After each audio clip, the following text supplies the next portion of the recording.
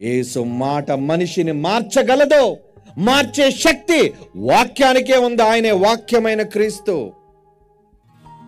మార్చాలని దేవుడు మారని మనిషిపై ఈ భూమి మీదకి యేసు అనే ఒక ఆయుధాన్ని ప్రయోగించాడు. ఎవరనుకుంటున్నారు? యేసు రెండంచులు గల ఖడ్గం, కత్తి.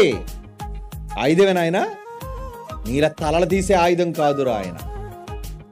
నీలా మనుషుల ప్రాణాలు తీసే ఆయుధం కాదురా. మనుషుల మనస్సులను బాగు చేసే ఆయుధం రా ఆయన. దేవుడు ఆయుధం ఆయన. దేవుని ఆయుధం యేసు. నిజంగా ఆయన పలికిన మాటలు ఆయుధాలుగా ఒక్కొక్క మాట మనుషుల హృదయాల్లోనికి వెళ్ళి ఎంతమందిని మార్చాయి చెప్పండి. ఈరోజు ప్రపంచంలో మారిన ఎంతమంది నేను అడగండి. ఏమండి, ప్రభువుని నమ్మిన తర్వాత తాగుడు మానేసామండి. ప్రభువుని నమ్మిన తర్వాత జూదం మానేసామండి, దొంగతనం మానేసామండి. మారిపోయారు వాళ్ళంతా.